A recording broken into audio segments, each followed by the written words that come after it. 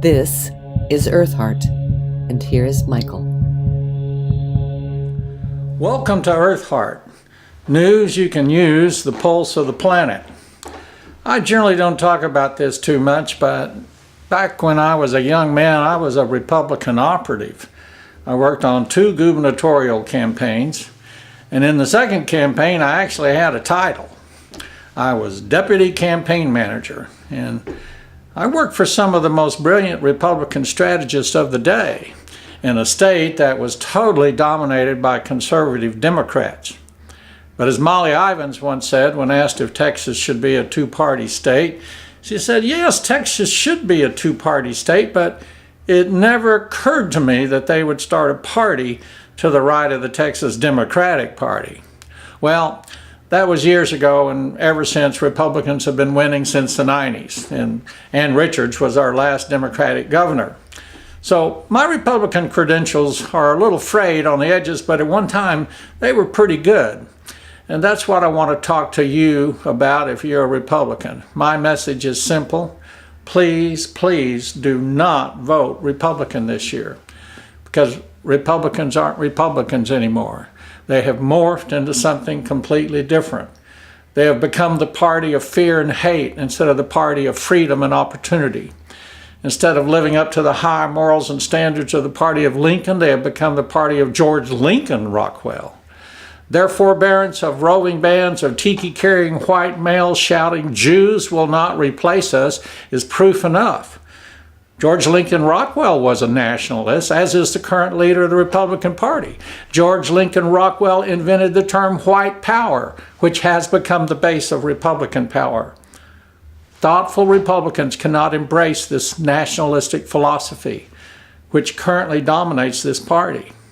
And thoughtful Republicans cannot embrace an economic policy that has brought the national budget deficit to levels that were excoriated in the aftermath of the Great Recession under President Obama. Yes, in just 2 years, the Republicans have brought us trillion-dollar deficits, thus doubling the deficit that was left by President Obama. Most importantly, thoughtful Republicans cannot allow the current leader of the Republican Party to go unchecked. Last week, when he said that he was going to issue an executive order which would abrogate both the spirit and the letter of the 14th Amendment, he said that no other nation on earth provides birth citizenship. That was a lie. Canada provides birth citizenship. Mexico provides it, as do most of the nations in the Western Hemisphere. Listen to the words of the 14th Amendment. They're really beautiful. All persons born or naturalized in the United States and subject to the jurisdiction thereof are citizens of the United States and of the state wherein they reside.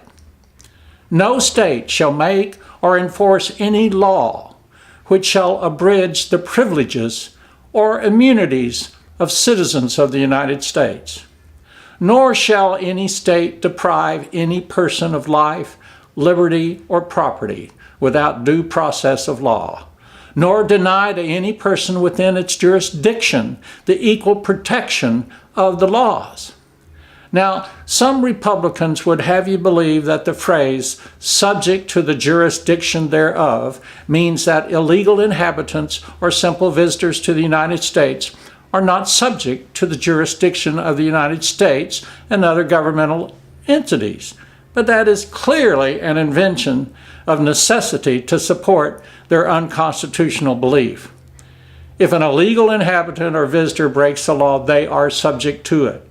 They are arrested, possibly prosecuted, and or punished or fined.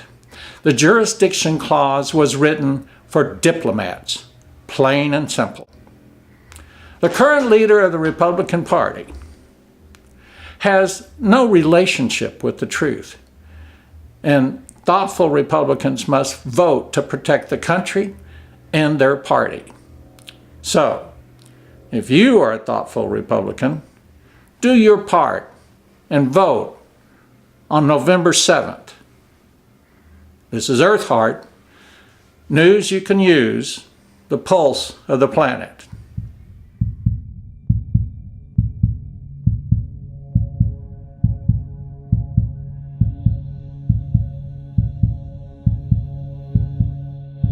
Earthheart is produced by Michael Osborne in cooperation with James College.